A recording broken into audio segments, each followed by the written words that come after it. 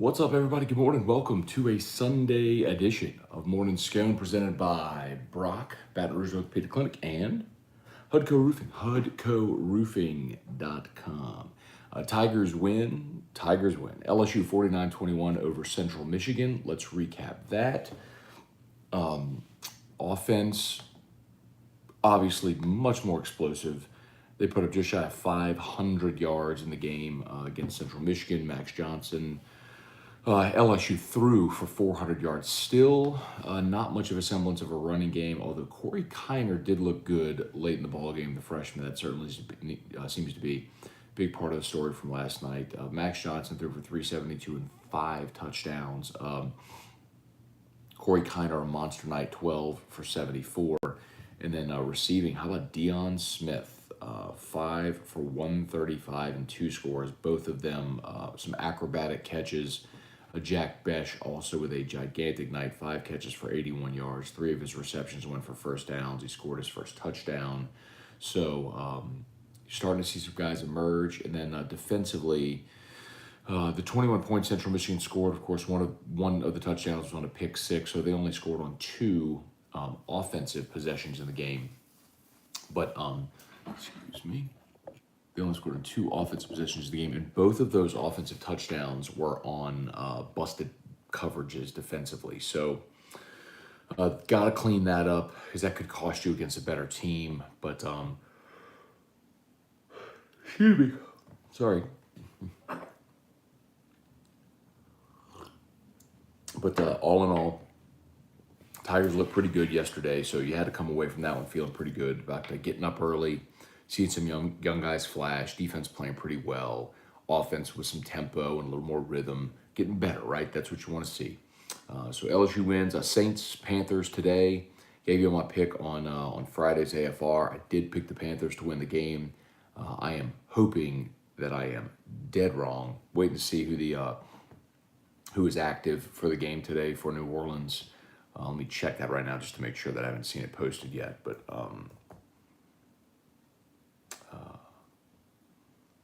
I am just for a lot of reasons, I'm very leery of this game today. But Saints have had some recent success against the Panthers. Okay, so not yet. But we'll see Bradley Roby today. I am hoping that Marshawn Lattimore is able to give it a go. Good to see him, at practice this week after the surgery, but hopefully he's able to give it a go. Anyway, all right, we're gonna roll. Let's say some good morning, see what y'all got. But I'm just really hopeful the Saints can get this win today, move to 2-0. It would be a massive step forward toward the playoffs for all the reasons that I talked about for the season. Get to 3-2 by your open date, and I feel like they will be a playoff team. 2-3 makes it far more complicated, but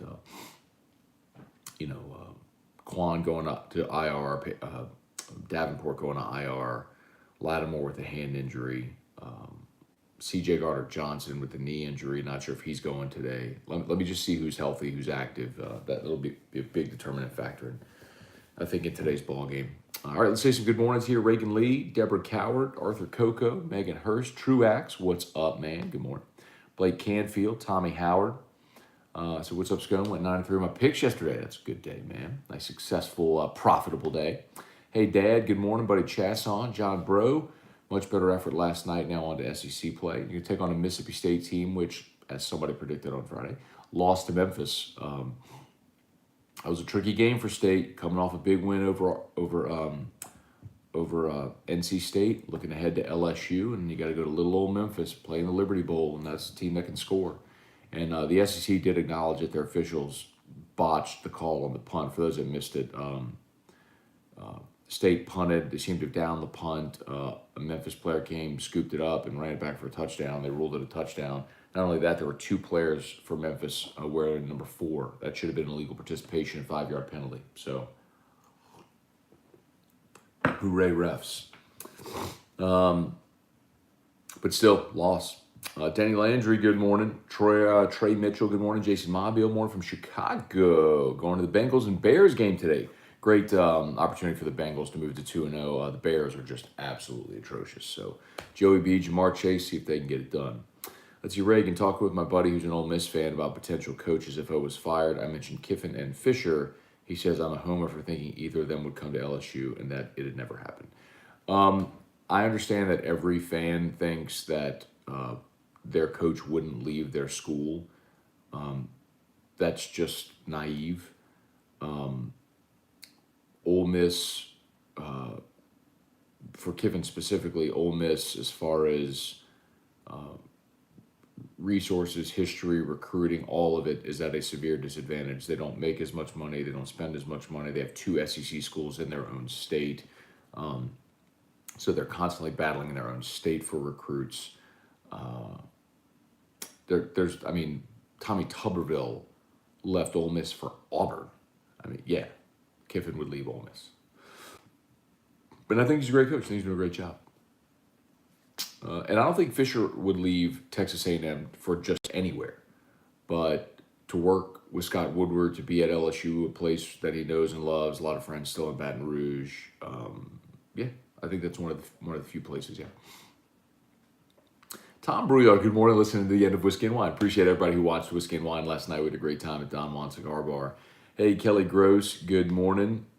Brett LeBlanc, Fresno State upset UCLA. Also picked Fresno State. Now, I picked Fresno State with the points. They were getting 11. Thought UCLA might sneak it out, but I did pick Fresno State with the points. Fresno's a good team. Remember, Fresno went toe-to-toe with Oregon, the same Oregon team that blasted Ohio State and Columbus. So, yeah, man, there's growing pains with coming along as a program. And, UCLA is going to learn that. So I'm not surprised that went that way last night. Let's see. Merrick Mathern, good morning. Yeah, thank you for smashing the like button. Purple Jones, Cliff Nelson. What's up, Cliff Nelson? Got to see Cliff last night at Don Juan Cigar Bar. Colton Mack, good morning. T-Bob is a legend. He's so funny on Whiskey and Wine. Thank you for watching, Colton Mack. We appreciate it. Where are we? Cajunomics, sorry to ask, debating anyone else like the Cardinals over the Vikings today. I don't know if you're talking about money line or point spread. If you're talking money line, yeah, I don't know what the spread is in that game. But I think the Cardinals are fantastic and put a lot of people on notice last week with what they did against Tennessee. Sean Hinderberger, the NFC West is incredible, which goes to show you how cyclical the NFL is, because a few years ago, the NFC West was the worst division in football. Sean Hinderberger, good morning. Joseph Fuselier, Darnold throws a pick, fumbles today, Saints win by 10. I hope you're right, Joseph. Kenneth Martin, morning, Matt. Don't think it's odd that both of our coordinators are in the booth. Seems like there would be a communication problem with the players. No, I don't think so, Kenneth. I think with respect to that decision, you leave it up to the coordinator, whatever they're more comfortable doing. And some coordinators would rather watch the game from the booth so they can see formations and how things develop. That's why you have headsets on the sideline. That's why you have coaches on the sideline as well to to be able to help communicate whatever issues they may have. So if that was a problem, if they felt communication was a problem, I think you'd have coaches come down to the field, but I really don't think that that's an issue at all. Tim Gotro, what's up? Joseph Fuselier, Ole Miss killed Tulane. Not surprised. Steven, good morning from Auburn. Is Emory participating in practice? A good indication that he may be in the lineup soon. So I did hear them mention that on the broadcast. I think, Steven, that John Emory is going to gain eligibility. And I'm just going based on precedent here because Don Jackson, the attorney that's representing him, has never lost to the NCAA. So at what point? I don't know. They're hopeful. I mean, if you're Don Jackson on AFR, they're hopeful to get him back this week for Mississippi State. And boy, that would be a big boost. But in the meantime, we saw Corey Kiner last night. I'm curious. See, here's the thing with Kiner. I don't know if he's the best running back on the team, but he's the best running back we've seen so far. Like, could Armani Goodwin come out with a dozen carries and blow it out the water? Maybe. We just haven't seen it. Same for John Emory. Is John Emory taking this massive leap this year? Maybe. We just haven't seen it yet. But among the backs we've seen with Ty Davis-Price, Josh Williams, and Kiner's clearly just different. He hit that spin move. He's got some power running with stiff arm. So when your offensive line is struggling and you have a back that can make a man miss or run over a guy, basically the yards after contact, that's key. And Kiner's the guy who's the best at that so far. It's. Do you remember in 2011 where they had Ford and Ware and Blue, and then late in the season Kenny Hilliard came on, and kind of late in the year was kind of their best back. What all of the Kenny, and then the next year Jeremy Hill took that job from Kenny Hilliard when we were all excited about Hilliard because we just hadn't seen the guy who was actually the best back because he wasn't playing in 2011. So it may be something like that where someone else steps up and is actually the best back, but we just haven't seen it yet. Maybe Trey Bradford. I don't know, but from the ones we've seen right now, Kiner's obviously the best. So that dude needs more carries.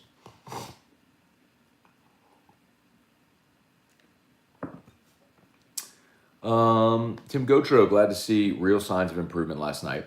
Hopefully we keep seeing improvements every week, but I still got concerns about the SEC schedule. You should, Tim. I mean, this is a flawed team. There's no doubt. This isn't a championship team. They got flaws, and they're going to lose games, but they're going to win games too, which is the point that I tried to make after, last week or after UCLA when there was this thought that LSU was going 0-8 in the SEC. It's just not plausible, man. There's too much room for improvement. There's too much talent. Like they're going to win games. It's just, is it enough? That's going to be the question. Christopher Kraft, the ref right there was waving it down. Talking about Mississippi State. Colton, are you talking to Cliff? Alex Day, every year there's a hugely botched call that makes a team lose a game. Last year it was Arkansas. This year it's Mississippi State. There needs to be a way to hold refs accountable for their mistakes. There are. Refs get grades, and based on their grade, they may not get assignments. So there are.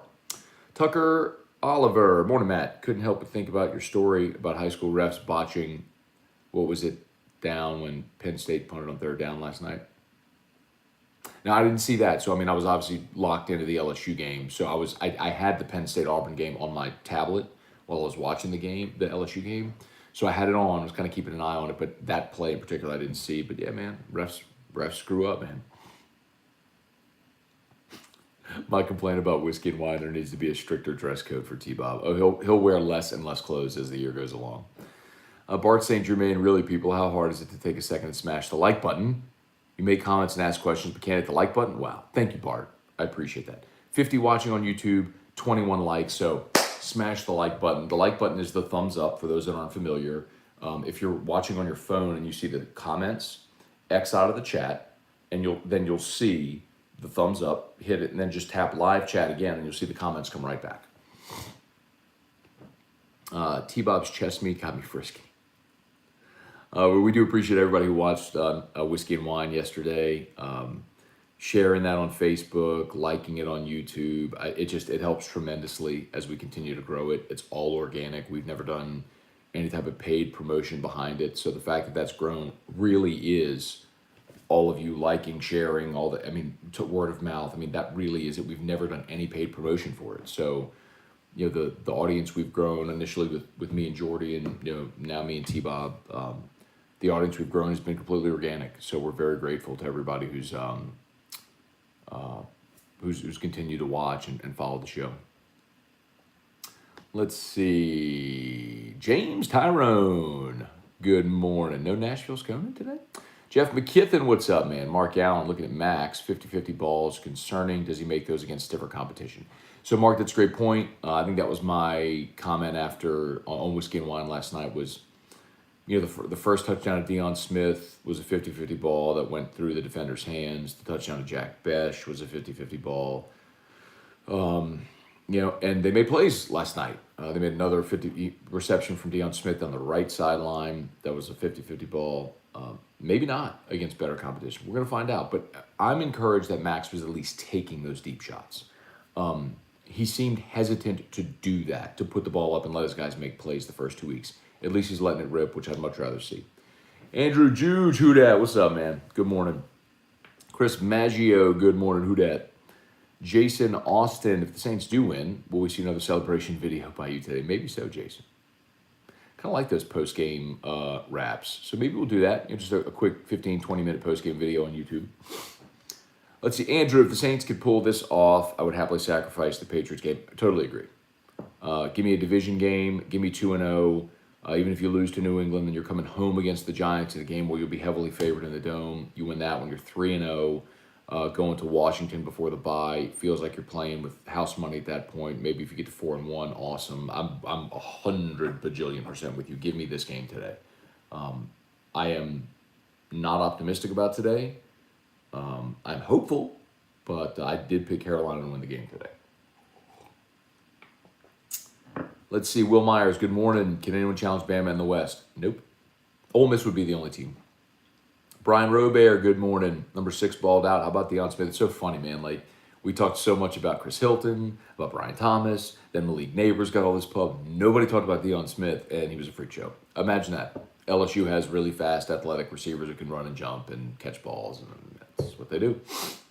Kyle DeVille, good morning. Kyle Lofton, Max is late on some throws, underthrows his deep passes. He does underthrow his deep passes, but Kyle, I'll say this. I would rather him put a lot of air under the ball and allow his receiver to run under it or adjust and make a play than to throw it on the line and overthrow it. I would rather him give his receiver a chance to make it. So that'll come with time. Not every quarterback has great deep ball accuracy, but I do agree with you. But that's better than the alternative, which is overthrowing it deep, because you can't catch it if you overthrow it. Kenny Shutt, CHS beats West Monroe, but it was a nail biter for a while. CHS 82. It was. Well, Cal threw a pick 6 on the first possession of the game, but from that point on, it was 30 to 9 or something like that. Blew him out, bro. Cali guy. Jason Skinnyhorn, good morning, go Tigers. Sean Comiskey, morning, Matt. Is Bama down a little this year? Florida gave them more than expected. I'll give Florida credit. I'll give Florida credit for not rolling over when it was 21-3 in the first quarter. But the other thing I'll tell you is just it's hard to go on the road in a hostile environment with a quarterback making his first road start in a hostile environment and win, and they did. So, maybe Bama's defense isn't the juggernaut that some had built it up to be, but I think that team is still really, really good. Jay Lynn, Hayden Doman, Corey Kiner pushed down. The stiff arm was phenomenal. Ron Wizenhunt, what's up? I'm sorry, Wiznant, good morning. Rams today. Jason Aguilar, good morning. John McAllister, morning, Matt. Been watching AFR all week. I agree that it'll be a challenge stopping McCaffrey today, but I think the Saints win a close game. I sure hope so, John. Kyle DeVille, T-Bob, O button is a spin move. Matt, I don't play games because I'm not a effing child. Yep, I did say that last night. That's our good, the yin and the yang that T-Bob and I have. Paul Landry, morning from Johnson City, Tennessee. Y'all like the page, share the post here on Facebook, YouTube, smash that like button. Thank you. Tom, any news on Bradford getting eligible? Not yet, man. I know they hoped to have had him last night, but didn't work out, so here's hoping for next week. Buddy Chassa, they're going to need a waiver, but hopefully they get it. Buddy Chassa, on young receiver, stepped up last night. Smith, Besh. Still waiting to see Max play to his full potential. Still not entirely sure if the coaching staff is using Max to his best skill set. I guess you're probably talking about him running the ball a little bit, and I agree with that. And I mentioned that on Whiskey and Wine also, that I'm a little surprised that with the struggles in the running game, they haven't utilized quarterback runs more. We saw straight quarterback draws with Joe Burrow in 2018 and 2019.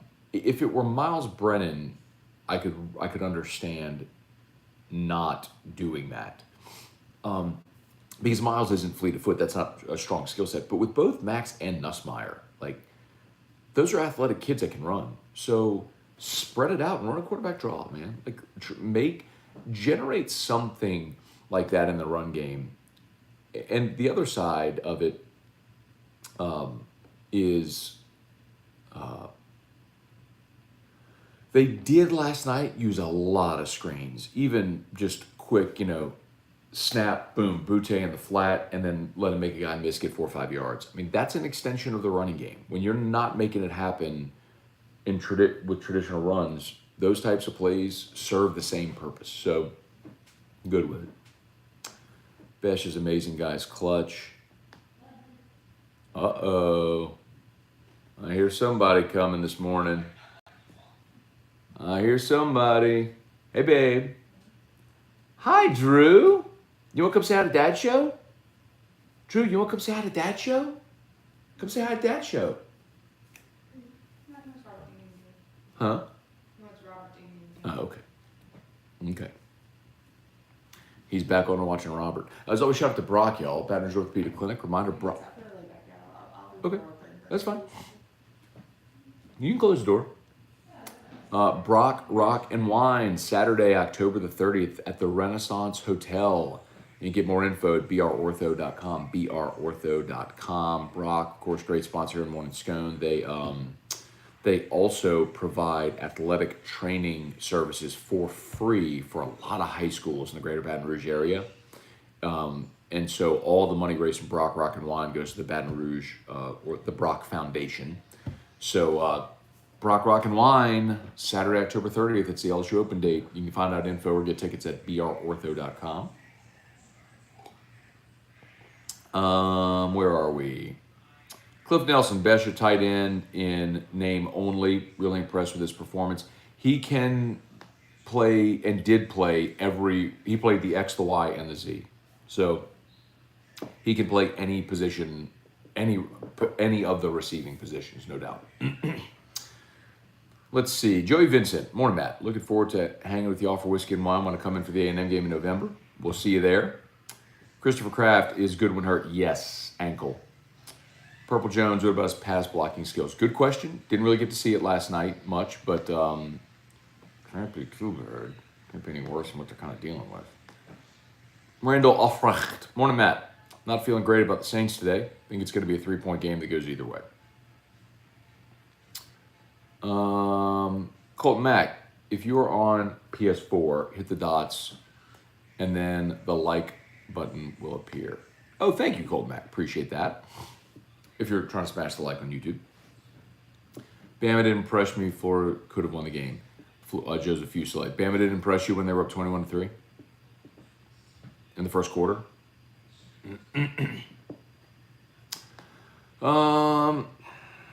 Was hoping UCLA would win so the loss to them wouldn't look as bad. That's kind of irrelevant, Joseph. I mean, you played poorly. The loss is bad because you played poorly. UCLA, I think, is a good team, but you have growing pains, man, as they're developing, learning how to win, and how to handle success and expectation. Last night I heard him. Morning, Matt. Saw effort last night, which I didn't see the first two games. Merrick, SEC schedule rotation is awful. How has it been 10 years since Bama has played in the swamp? Whoops.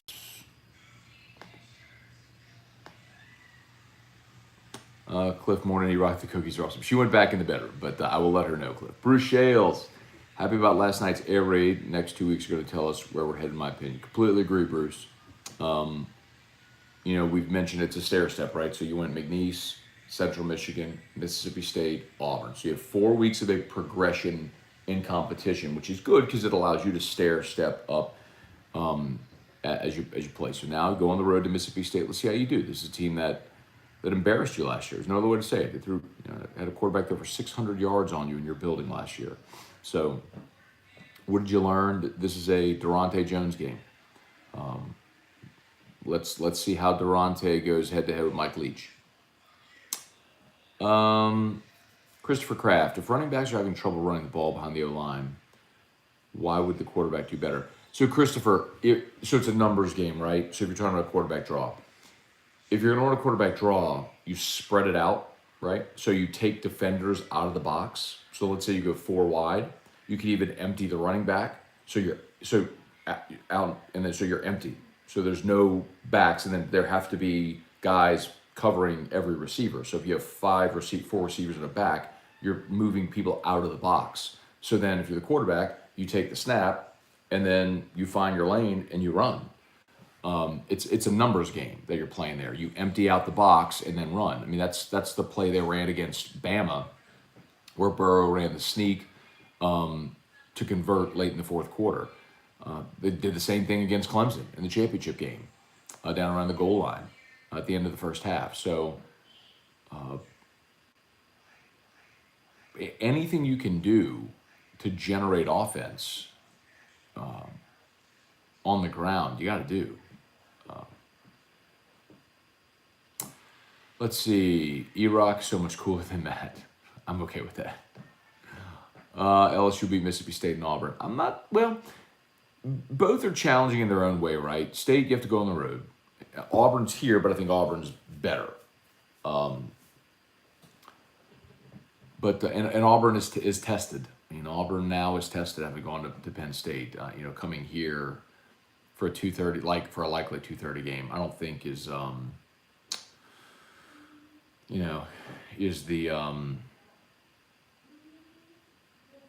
I don't think that's going to spook them. You know what I mean? But I'll tell you this: if LSU goes and wins at State, then the atmosphere for Auburn will be much better. If as LSU fans kind of start to purge the bad taste of UCLA and the sluggish performance against McNeese, you started that with a better performance last night. Now, if you go on the road and beat State, then all of a sudden, when Auburn comes to town, you look up and you go, "Man, this is one on the marquee." So maybe you get a full capacity crowd and it's loud and you have a great game day environment and atmosphere. So here's hoping, man. Got to go take care of business this week, though. Tim Gotro, I think the 2-point conversion attempt by Florida may be the worst executed 2-point conversion attempt of all time. Really wish they converted to see if they could pull that game out. They had a chance. They scored, missed the 2-point conversion and attempt to tie. Florida almost got Bama. Their defense was getting stops. They just had trouble moving the ball on offense. I'm really surprised that Anthony Richardson didn't play, because I was doing pregame. I wasn't completely locked in where I was listening to the game and all the entire way, but my understanding of it was that they didn't play. Mullen said he was only playing Richardson in an emergency, and I don't know if that was because of injury or he just didn't want to put a young quarterback out there, but man, that's almost negligent. He's been so sensational early. I can't believe you wouldn't put him on the field at any point. Anyway. Let's see, Kenneth. I love Max, but he stares down his primary receiver too much, allows the safety to help in coverage. So he throws double coverage a lot. I didn't see him throwing double coverage a lot. He threw into coverage, giving his guys a chance to make plays, but I didn't see double coverage. Brad David, other than LSU, what are some uniforms you like?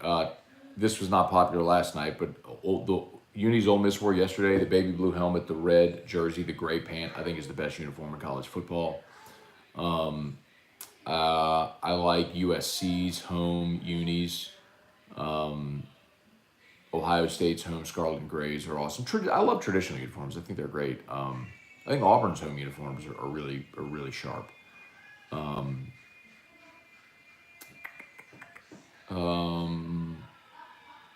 I think Bama's are too bland. I'm not a fan.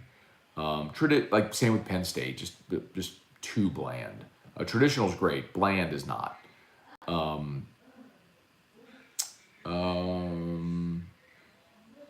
just kind of going around the country, geographically, to see what other ones I think of.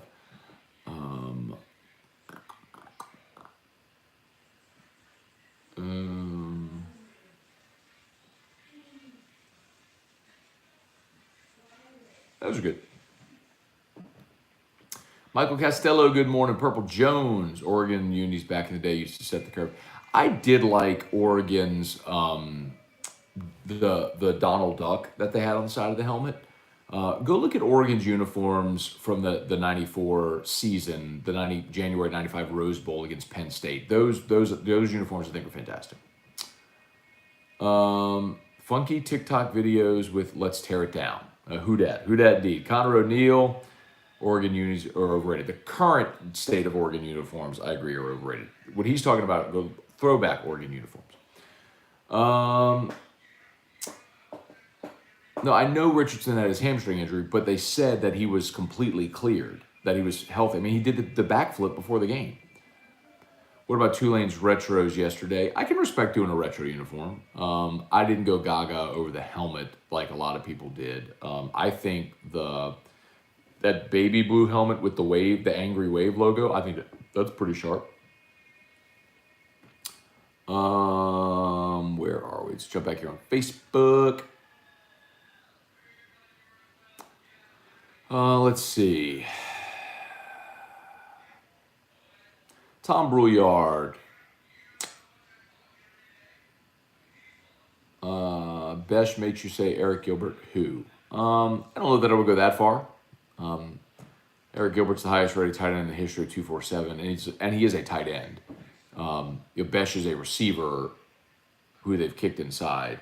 I mean, Gilbert's 6'5" and runs like a deer. Besh is 6'2". I mean, Gilbert's just objectively a physically. I mean, he's the most physically gifted tight end that's ever been graded by 247. That doesn't mean Besh isn't going to be great, but Besh definitely answers a question there. I mean, there was one sequence in the fourth, not the fourth quarter, but it was the first half where Jordan Rodgers, LSU's in the red zone, and Jordan Rodgers says something like, it was the drive where they scored on the shovel pass to Butte, where he kind of coasted into the end zone of the corner on a jet sweep. And Jordan Rodgers says something like, this is the area of the field where I love having Cole Taylor, big 6'7" tight end, that kind of target to just throw it up. And then they run Cole Taylor off and then run Jack Besh on. It's like you just tell they're who they'd rather have on the field as a receiver when they need to throw to the tight end.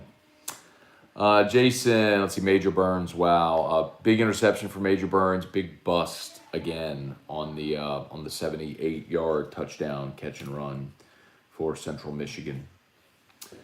Reagan Lee, do you think Rodgers turns it around this week against the Lions? Absolutely. The Lions are miserable. Green Bay will beat them. Well, I think the spread's double digits. They'll beat them in cover. Dax Jeter, McElwain got what he deserved. It should have been worse. Touche. Chris Huggart, has Jenkins been passed up by these young guys, or are they just trying to get them some experience? Jenkins.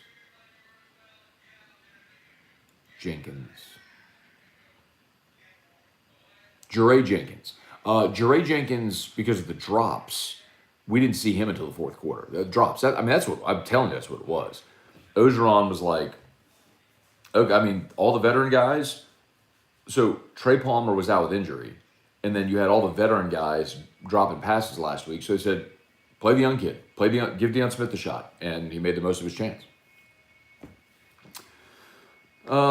Let's see. I bet when D. Smith had 2 touchdowns, everyone was saying, "Who's that guy?"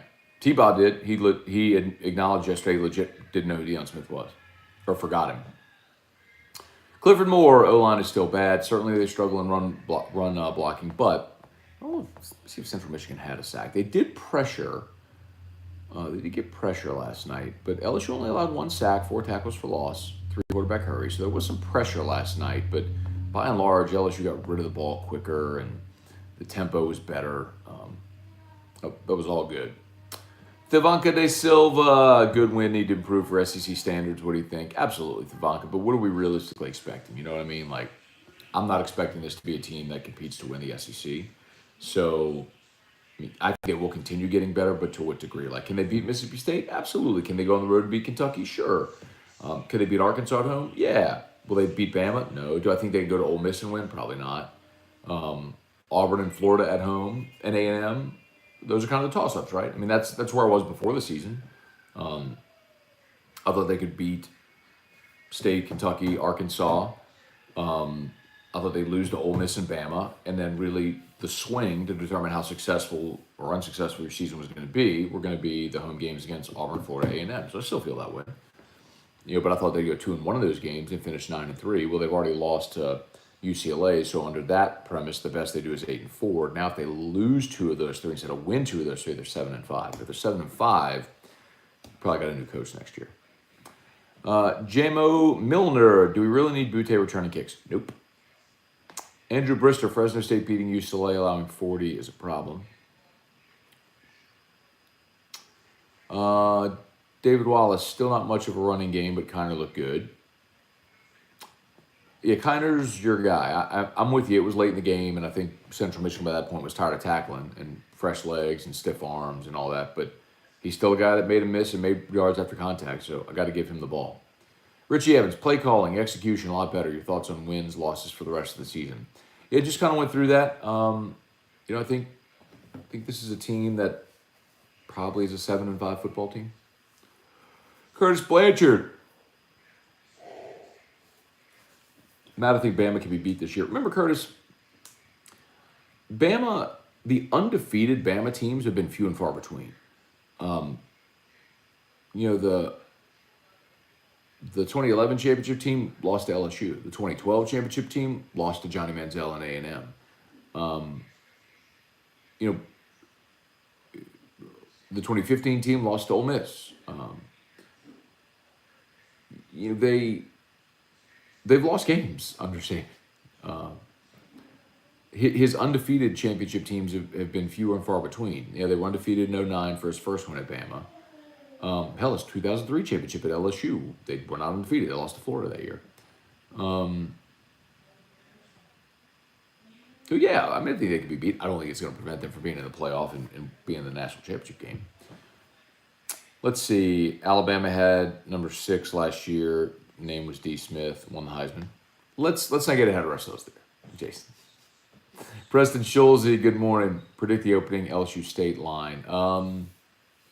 LSU 3.5.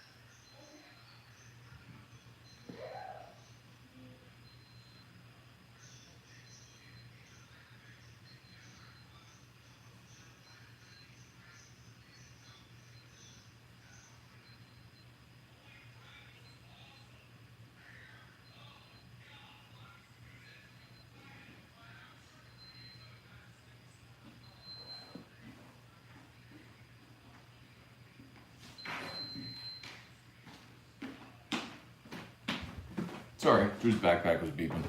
As always, y'all, shout out to Brock and Hudco Roofing, hudcoroofing.com. Still getting a lot of requests for inspections. I want to remind y'all, if you had storm damage and you know you had storm damage, roofing companies by and large are bypassing the traditional inspection process. Typically what happens if you need a roof is you call a roofing company, we come out, we do an inspection to determine if you have damage. And at that point, we make a recommendation to file a claim with your insurance company. If you know you have damage, there's no reason for an inspection. Call your insurance company, file a claim. They will send an adjuster out. The adjuster will determine your replacement cost value, and they'll give you a scope of work paperwork. Once you have that, that's like your golden ticket. We can start laying shingle. So file a claim with your insurance company and fill out the contact form at our website at hudcoroofing.com, so that way we can stay in touch. hudcoroofing.com. Let's see. Kevin Boudreaux. Think they're keeping Max from running because we're already down a QB. I don't think so. I mean, they ran Joe Burrow in 2018, and that was when Miles Brennan was hurt. Nobody knew it, and their backup was a walk-on. So I genuinely don't think that's the issue. Did you notice how many times Mason Smith was double-teamed last night? Honestly, I didn't, but I'll go back. When I go back and watch it, I'll keep an eye on it, buddy. Danny, look, Mom, another fake Alabama fan from Louisiana. It's amazing what people will attach themselves to because they don't feel like success in their own life. Alex Roboleski off topic, but LSU is Texas A&M really 7 in the nation? So like someone asked that yesterday about like, are we talking about Jeremy Hill and I were talking about in pregame about like Iowa being 5 in the nation. So I think you have this sort of confluence of circumstance. I wish preseason polls would go away forever and you'd rank people based on what they've done on the field. And it's hard to argue with Iowa with their 2 wins to start the season, maybe being the best 2 wins that anybody had to start the season. So do I think Iowa's the 5th best team in America? No, but are they warranted? Is it warranted based on what we've seen, the results on the field? I would say yeah. Now with Texas A&M, they're the product of a lot of preseason hype, and we'll see when they're tested. You know, they went to Colorado and really struggled, but they lost their starting quarterback, and I don't think Zach Calzada is good.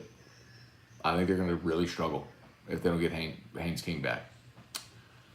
Brant Roban, good morning. Morning, Scone. Were you happy with all sides of the ball last night? Do you think the Saints will be all right with all those coaches? So Brant, was happy to see the tempo on the offense, a little more rhythm. Obviously, you put up 49 points and nearly 500 yards. It's going to be hard to find fault. So yes, was happy with the progress offensively.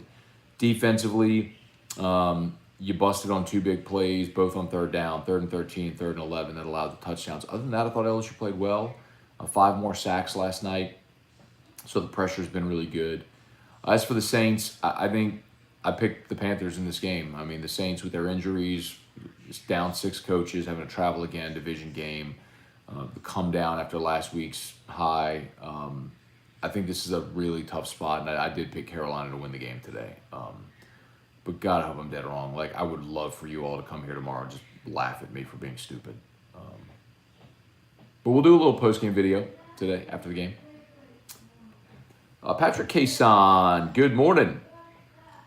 You already talked about a legitimate number 2 receiver. Deion seems to be a playmaker. No doubt, but I would say yes. I think there's many guys on this team that could be a legit number 2 to Butte, and I do think game by game that will change. But last night was Deion Smith's night, and he looked awesome. John Boudreaux, lots of freshmen contributed last night. That's a good sign for the future. Absolutely. Sophomores and freshmen on this team are loaded. Actually, all the young guys. Team's loaded. Larry Freeman, enjoyed watching Kiner. Hope he gets more touches. I think that's inevitable. Clark, Tiger Davis, Sean Anthony Berthelot. Did I imagine this, or did you say one day during the week that a team loses the next game 80% of the time after the loser center, Eric McCoy's out? So, Sean, you did not imagine that. It's an old gambling angle that Mike Detillier shared with us for years that Buddy Diliberto told him, which is a team fails to cover 80% of the time the week after they lose their starting center. So that's another reason why. And look, man, Mike's told me that for 10 years, and I'll be damned if he's not right. Like, it holds true. Now, the Giants lost their center this last week and did cover against Washington. They lost the game, but they did cover and should have won the game. Kind of a bogus infraction on the missed field goal at the end. But anyway, but yeah, it matters, man. Deion Smith, number 3 on SportsCenter top 10. Let's see. Jack Besh is the one guy who can line up anywhere and expose the defense. He'll help free up other wide receivers. He's that good. I agree with you, Paul. I was on the Jack Besh hype train early. He is a problem for linebackers and safeties trying to cover him, and as you saw in the end zone, even DBs. Brandon English, good morning. Jason Duke Gibson, good morning. Shelby Kelly, I hear Drew listening to, yes, he is listening to the Terrio intro for AFR.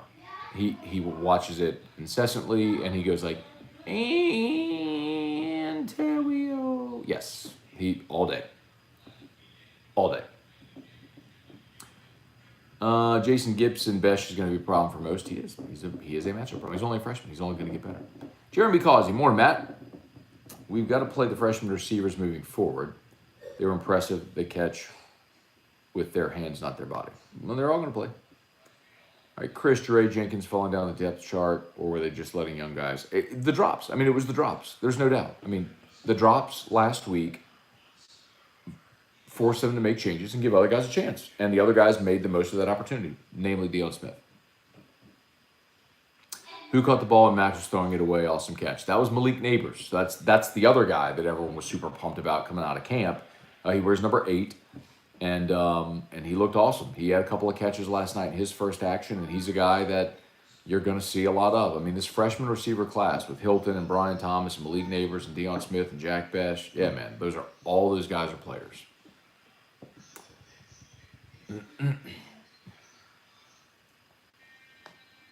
Jamie Fortenberry, what's up? Jason Austin, what's up? Matt Godwin, what's up? Matt Workman, Aguilar, not heard Mike Jones' name. Mike Jones didn't play until Mike Jones went in the third quarter. So he was on the first defensive series of the third quarter. I'm sorry, second defensive series of the third quarter. Did we hype him up too much? Maybe. But you can only go, when you're not watching practice, you can only go with what the coaches are saying. And when, Kuiper and McShay and all the draft guys have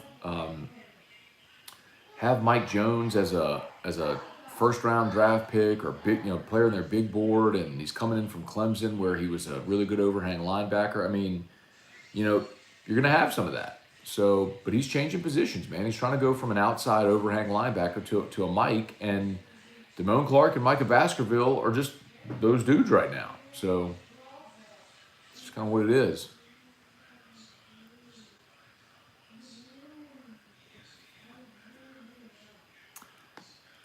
Too much piped in rap music. I'd rather hear more of the Tiger Band, less the piped in rap music. Okay, Jamie, you can make that comment to the athletic department. I mean, I don't really have any say so in that. I mean, I understand your point. A lot of people would say the same thing, but that's just a product of, 2021 stadium experience. Scott Fields, good morning. Sean Allen Lee, worried about Central Michigan putting up 21 against our D. So they didn't, Scott. Remember, they did have a pick six, so the offense only put up 14. And that 14 came on 2 busted plays. So cleaned up the busted plays, and you really dominated that game. Bro, I like it when he stiff-armed the Central Michigan player like Fournette. Got a huge yardage. Yep. Pluckers on Bluebonnet erupted. Nice. Thank you for supporting Pluckers on Bluebonnet. Now I kind of want some wings today. Oh.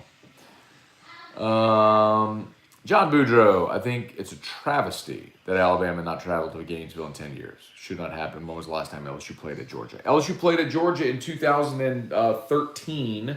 That was the Zach Mettenberger game, the 42 to 41, 43, 44, 41 game. LSU scored late, looked like they were going to win it, and then the defense couldn't hang on. Aaron Murray led the game-winning drive there late for Georgia. So 2013 was the last time LSU was in Athens. I agree with you. The scheduling's awful, but I've talked about that ad nauseum for years.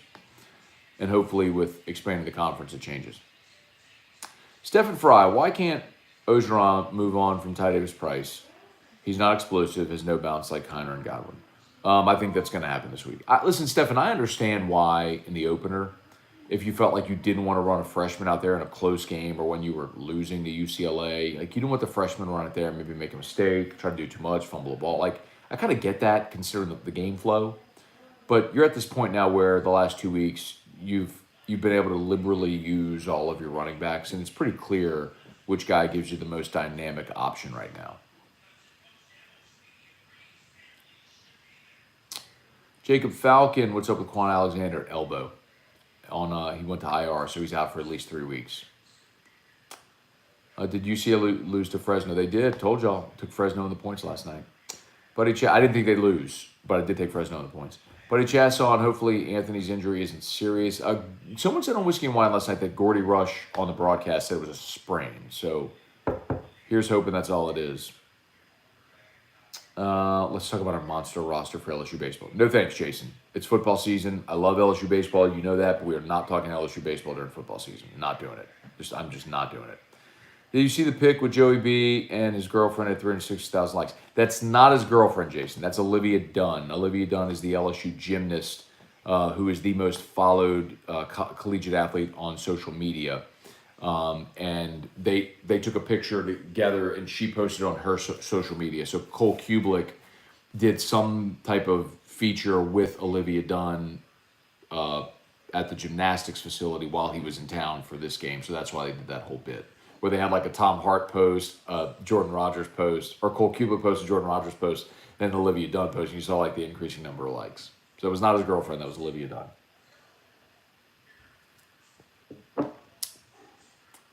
All right, jump back here on the YouTube. Sorry, I'm going back and forth, y'all. Thank you. If you would, YouTube, 72 watching, 56 likes, please smash that like button. Facebook, like the page, share the post. Thank you so much. I'm surprised nobody's asked me about Gamecoin yet. Connor, I feel as a program LSU should never have this many growing pains, especially considering how you can address obvious needs in the transfer portal. Connor, I do agree, especially with the transfer portal part, but that's roster management, and that has been a criticism that I've had of Ed's. I think he's done a very poor job of roster management, in particular, not having the foresight to realize what was going to happen after 2019 with that junior class when Caleb Chasson and Patrick Queen and Jacob Phillips and Grant Delpit and Clyde, and Justin Jefferson, like go down the list. You knew you were going to lose so many of those juniors, and they didn't supplement, especially at linebacker. So that's why they've been chasing JUCOs and transfers to try to fill in the gap at that position. But I agree with you. That's on Ed for roster management. Hopefully, bringing back Austin Thomas fixes that. Colton Matt, which is better, Tulane's original Greenie or Ole Miss's Colonel Reb?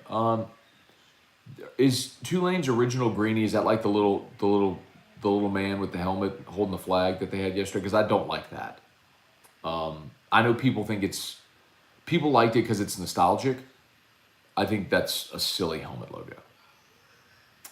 I don't like the Ole Miss Colonel Reb logo. I like the script Ole Miss on the helmet. Matt, what does UCLA loss to Fresno State mean for LSU? Nothing. Like literally zero. I mean, LSU's not winning a championship. The transitive property is irrelevant. You hope LSU just keeps getting better throughout the year. When we look back and say, man, if LSU was playing its best at the beginning of the season, maybe they beat UCLA, but they weren't ready. You know what I mean? That's all. I literally don't think that game means anything. Like, for Clemson and Georgia, I think both of them, like for example, Georgia holding Clemson to 3 points, we all thought, oh my God, this Georgia defense. And maybe they are really good, or maybe Clemson's offense isn't very good. Look at how they struggled yesterday against Georgia Tech. I mean, the more of a sample size, maybe that's what we learned. Every time I hear Jordan Rodgers doing a game, I think it's Greg McElroy. McElroy's doing games with Joe Test. They did the what game on ABC was I watching early in the day? Miami, Michigan State. Brent Robin, if they fire Coach O, who could you see taking over? I've told y'all the names that I've heard are Kiffin, Bill O'Brien, Jimbo Fisher. I don't know if they'd be able to get any of those, which would be at the top of the list, but I think those are on the short list. Merrick Mathern, Matt, no matter what the record is, do you think Coach O's fired at the end of the season? No, I don't think so, Merrick. I think it will largely determine on the record and what's going on with the title line stuff. But I've told you all this many times, and I've said this, that before the season, what I was told was he needs 9-3 to feel safe. 8-4 is, how does it look? 7-5, he's likely gone.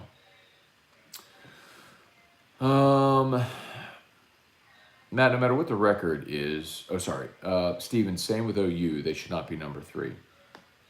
Who should be? That's the other part of it too, Steven. Like, I think sometimes in our mind we have an idea of what a top 10 team should look like or top 5 team should look like. Well, who is that team right now?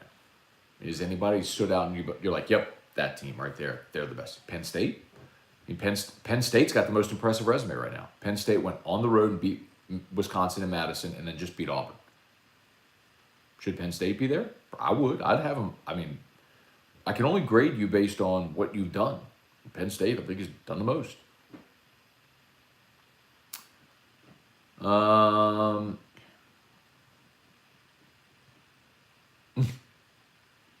Morning Scone on a weekend, how nostalgic. Legend has it, if you listen closely enough, you can hear Scone yelling, Ontario on a Friday AFR. You can, because Drew's sitting right on the other side of that wall, watching old episodes of AFR. Ontario better never pull a rope, or Drew would be crushed. Yeah, no comment. Trivia Carter, what's up, man? Brooke Bordeaux, what's up? Bobby, NFL needs move on from these BS COVID rules. Really going to affect the Saints today. Sorry so late. Let me get this right. T-Bob, get 3 hours of cookies making time, but I can't get 5 minutes to put my Drew Bucks. I'm with you, Trivia. But Trivia, you can keep coming back here. You keep coming back here complaining about Erica. But you know where to go. You got to go to the source. You got to message her. You got to get back on Facebook and go message her. Michael Castello kind of looks a lot like Clyde. I'd say more Geist than Clyde, but yeah. John Melanson, good morning. Carl the Cat, T-Bob, his teacher's pet.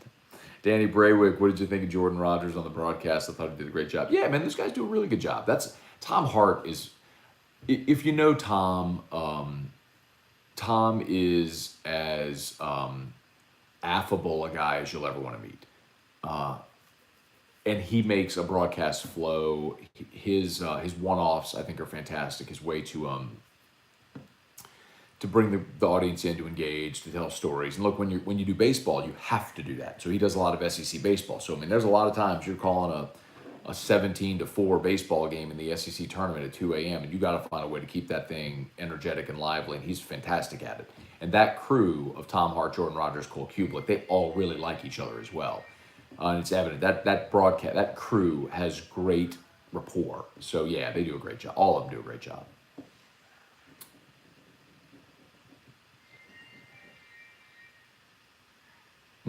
Trivia, we ain't thinking about Gamecoin because loose lips sink ships. And I'm gonna tell y'all, Gamecoin. So some of y'all have heard me talk about it, but it's if you're into crypto, if you're into alternate assets, again, this is not financial advice. I'm not suggesting what anybody should do, but I am, and I've been into crypto for a while, and I've just spent so many hours studying, learning, and Gamecoin popped on my radar because I saw it on Matchpoint, the NIL app, and I saw athletes matching with Gamecoin. I'm like, Gamecoin, what is that? And just kind of filed it away, and maybe a month or so passed, and then within about a 24-hour span, I had 4 different people within a 24-hour span say, man, have you heard about Gamecoin? And it's people that I, like business owners that I know and respect, and so that's when I was like, let me look more into this. And then I put a little money in it. I had a lot of success in a very short amount of time. Went more heavily invested in it at that point. And then I met the developers of it. We had lunch last Monday, and I got to learn much more about their strategy, their plan, what they have coming, and it is just amazing. Gamecoin, they weren't even supposed to launch Gamecoin to the public until October 1. But the word of mouth from the early people who got in spread crazily, and it just had parabolic growth. There are literally people who got in with, I mean, I'll tell, like, again, please don't FOMO with this, but I'll tell you this because this is a thing that actually happened. One of the first guys in who borrowed $5,000 from his mother to put $5,000 into Gamecoin, like at the very beginning, his portfolio is now worth over $1 million. Now, like, that's not going to happen right now. Like, you're not going to put 5Gs in today, and then in 90 days it's going to be worth $1 million. It's just the way the growth cycle works. So please don't think that that's realistic. But the growth potential is amazing, and I love the project itself from the standpoint of having cryptocurrencies for athletes. I think that's the way that all of us, including kids, with our public digital wallets, are going to communicate in the same way that we do, like with Venmo, and people like, who really cares that you paid him $3 for ice cream, or like, but it's just the way that we all communicate publicly. And so the coin itself, I think, is going to, in a crypto and digital asset world, is going to be massively successful. And then they also have a charitable component to it, where for every transaction that's made, they take a portion and it goes into a crypto wallet that's earmarked for charitable donations. And you can read all of this in their white paper on the Gamecoin website. And so in less than 90 days, they've already put about $500,000 worth of assets into their charitable donation wallet, which is an incredible number. And I think the first donation is coming really soon. Which is going to give it a ton of great pub, and it's going to cause it to run again, and it's just very, very, very exciting. It's gone. They're about to go. It's just very difficult to buy Gamecoin right now. It's very difficult to buy, which is a barrier to entry for some people. But I can also tell you that that is about to become much easier. I'll just say that. It's very exciting. I mean, it's just very, very, very exciting.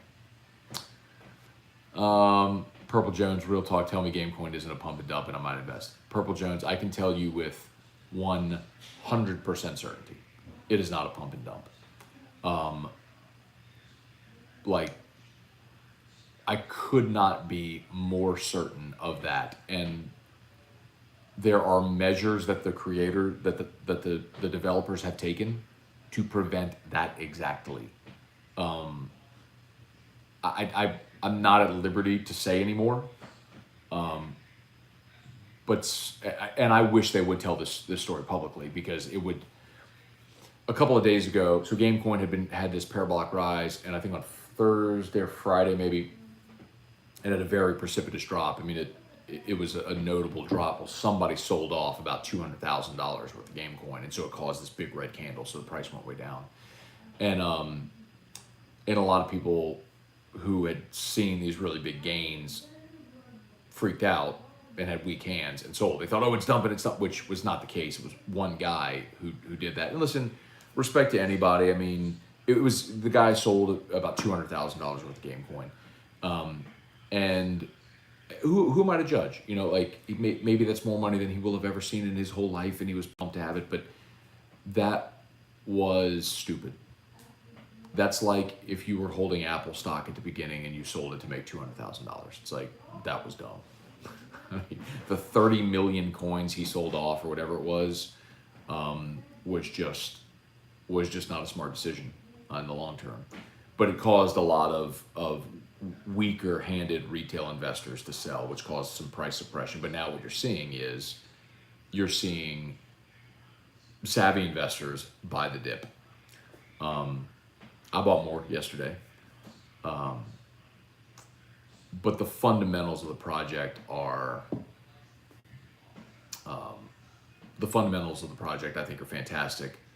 The operators on their team are operators who have built big businesses already, and know how to execute a large-scale business model.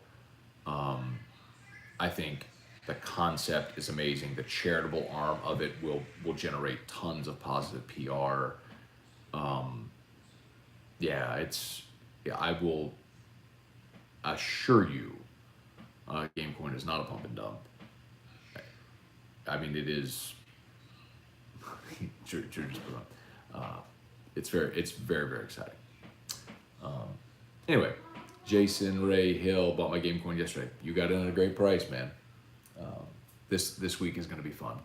This week's going to be fun. Speaking of nostalgia, I still because to Purple Jones, to your point, like I people who've been around crypto, and you see what happens, like with the meme coins and the poop coins, with Reddit and with TikTok, and how there's how there's price manipulation for pump and dumps, and that's why I don't invest in any poop coins. Only stable projects that I know have large scale, long-term value. That's why I was heavy. Bitcoin, Ethereum, Cardano, projects that are gonna be around for a long time, that have great fundamentals and are gonna win. It's like investing in Amazon. You can invest in Amazon or Facebook today, and I guarantee you in 10 years, like, you're gonna make more money than your money will grow. This one was. Yeah. Gamecoin is, yeah. Anyway. Let's see. Ross, the friction is worth it. Symbol is game. The symbol is GME. So Ross, no, it's not 0.1389. Right now it's trading at 0.0032.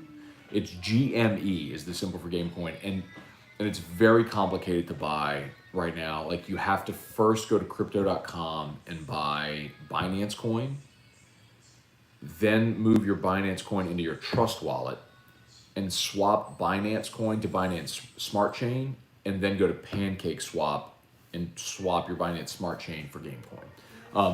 Here, look, I'll post the video, and I've posted this several times, but I'll post the video in the chat for those who are interested.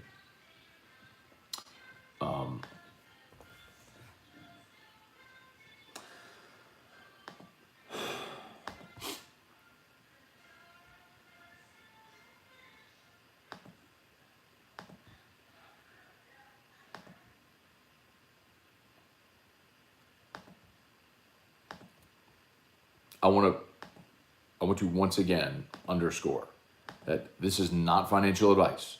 I am not telling you what to do with your money. I'm not making any bold predictions. All I'm telling you is I have done a lot of research. I've met the owners, the developers, a lot of their staff. I've had deep level conversations with a lot of them, and I'm personally very excited about it. But I'm not telling you what to do, and it is not in any way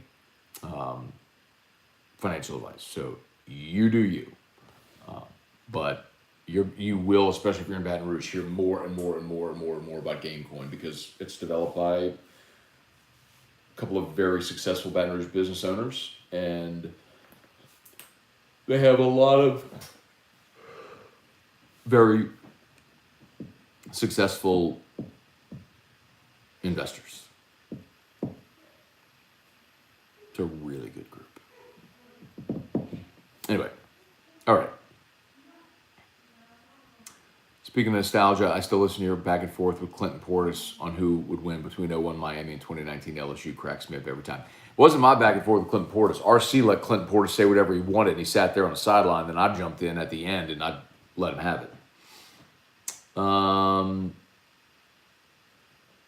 Does Dabo not care about Clemson anymore because he already accepted the LSU job? Jamal Kellogg, Matt, do you think Laddie Daddy and Roby could start today? I hope so. I would feel so much better about this game if Marshawn Lattimore's out there. I mean, when I think about the three-headed monster that Carolina has at receiver, and then Christian McCaffrey in that offense as well, and Noquan Alexander, I'm leery, man. I'm very, very, very worried about today's Saints game. I mean, I picked Carolina to win the game. Anyway.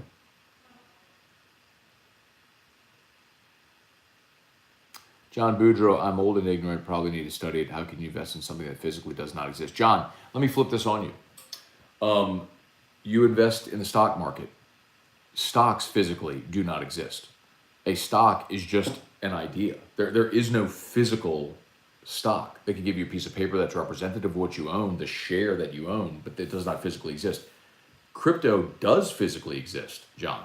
Cryptocurrency is a piece of code that literally does exist in the world. Like, once they have built their software and their code and they have mined 100 billion coins, like, there are no splits like in the stock market where it's just all theory. It's different. Like, the stock market isn't physical at all. It's a share that is not physically representative of anything. When you're talking about blockchain technology, you do physically own pieces of code associated with that coin. So like the Gamecoin I own or whatever other cryptocurrency that I own that code for those specific coins. And there can't be more made because it's on the blockchain. It can't be altered. It's what it is.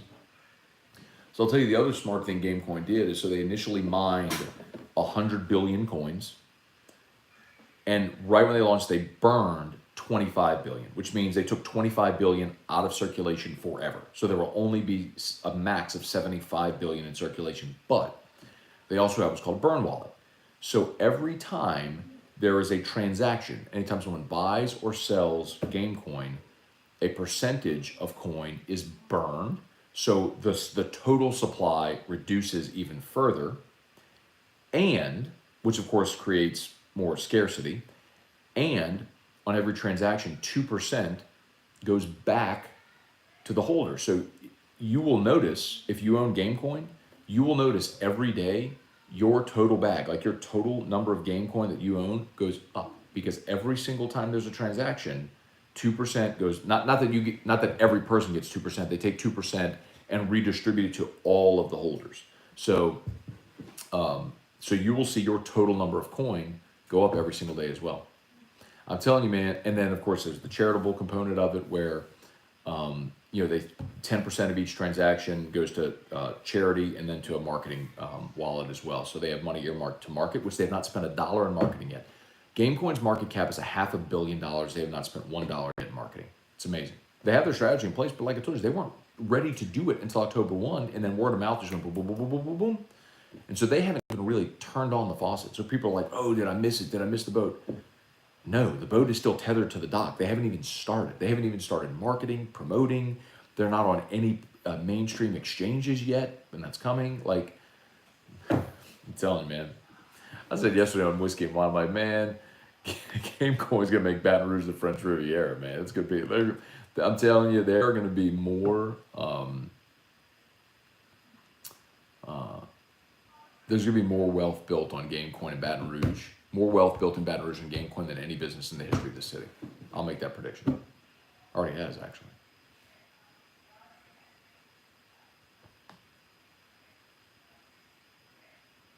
Ross Meyer, love crypto, game changer. There you go. All right, well, that took a really weird turn. But I wanted to talk about that because whoever it was asked me if it was a pump and dump, and I wanted to very, very much nip that in the bud because it's not. It's the exact opposite of that. John Boudreau, need to study about a new topic. Do we need Drew to do Calichi with you for defeating the dreaded team from up north? Hey, Drew. You know I'm down for that. Hey, Drew. Drew. Drew. Hey, Taylor. The Cajun Marine is trivia Carter. He's just joking about the Dabo thing. That's not a... He's not reporting anything. Feels like a letdown spot. Talking me off the ledge. Will, I've picked Carolina all week, man. I think Carolina wins the game for a lot of reasons. Saints COVID, coaches with COVID, letdown spot, injuries with Davenport and Quan going to IR. Don't know if Lattimore is going to be available today. Eric McCoy is out. Division game, on the road again, all that sort of stuff. Yeah. God, let me be wrong. But I will do a post-game. I'll do a post-game YouTube live if you want to jump board with me after the game. So, Garrett McGee, what's up? All right, y'all think we're just about done here. Reagan, how much Gamecoin would be worth buying to make a decent amount of money off of? Reagan, you can't be that ambiguous, right? Like, a decent amount of money is relative to any person. But, you know, any multiple on your money is, I mean, that's investing. Any multiple on your money is worth it as opposed to just sitting in a bank account. Depends what you want to do, you know? But, like, I'm not, like I said from the beginning, I'm not a financial advisor. I'm not giving you financial advice. So, you know, do your own research. Do your own research. Ask good questions. There's a Discord about Gamecoin where you can go learn more about it. There's a lot of places where you go to the website, thegamecoin.net. Their white paper is there, which tells you the whole idea behind their project and everything. Like, it's all there. They just yesterday launched a redesigned. I'm telling you, like, just yesterday they launched a redesigned website because they weren't even ready for that. I mean, it was not even supposed to launch until October 1. I mean, right now if you go to thegamecoin.net, like, they got Jenny Finch on the homepage. She's part of it. Anyway, if you go to the website, there's links to buy Gamecoin and how to buy Gamecoin. Right now, basically, the website is just like a landing page right now. Because it's crazy. It's crazy. I've just never seen anything like it. That's crypto. Anyway, all right, y'all. I think we're just about done. Daniel Sinets, good morning. AJ Holland, do you have to use the crypto app? So AJ, again, I would say I posted the video link. It tells you how to do it. But right now, to buy Gamecoin, you have to have Binance Coin. In Louisiana, there's only certain places and certain apps or wherever that you can buy Binance Coin. One of them is crypto.com. So you can go to crypto.com, buy your Binance Coin. Then you'd convert it to your Trust wallet. So you have to download Trust wallet as well. You would swap it for Binance Smart Chain. Again, there's a video that walks you through how to do this. I know it's a lot of steps and it's complicated, but that's what you'd have to do. Travis Roy, having issues buying BNB to convert to Gamecoin, tells me not available in my region. So that's yeah. So Travis, what you'd have to do is there's several things you could do. You could go to your bank and you could wire money into your crypto.com account. That's one thing you could do. That's what I did when I initially invested in crypto more than a year ago. I went to my bank and I wired money into my account. That's one. Two, Travis, what you could do is you could go to Coinbase, which will take a credit card. You go to Coinbase and buy Ethereum, then move Ethereum into your Crypto.com app, trade your Ethereum for Binance Coin, and then start the process there. Move your Binance Coin to your... I've had to do that for some people. Like I've helped a lot of family members do this over the past few weeks. But anyway, Brandon Jordan, is it complicated to get your money out? Nope. You attach a bank account to you attach your bank account and you wire money out to your bank. Yes, it's easy. You would move your money out of Gamecoin into a stable coin, exchange it for fiat currency, which is like cash, and then you just wire the cash to your account. Anyway, okay, y'all. We're done. We went like an hour without talking about Gamecoin. The last 20 minutes was Gamecoin. Anyway, all right. Y'all have an awesome day. Who dat?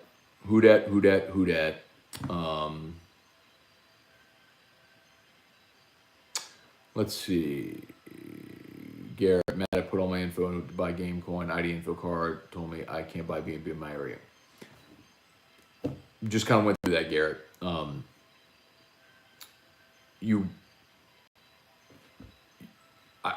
know if you're on Crypto.com or if you're on Coinbase.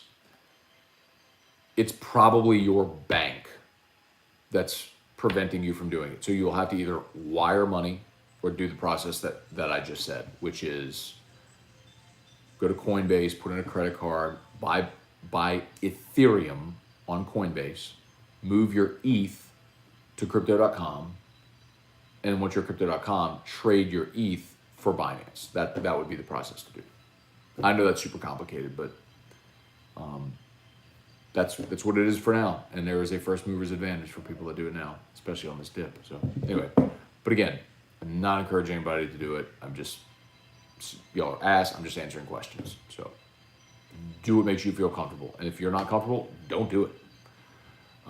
Okay. Y'all have an awesome day. And who dat? That's what the Saints pull it out. And I will do, at your request, a Saints post game for maybe like 20 minutes or so. So y'all join us right back on the YouTube channel. So if you're on Facebook, make sure you're on the Matt and Scone YouTube channel. Okay, see y'all. Have an awesome day. Peace.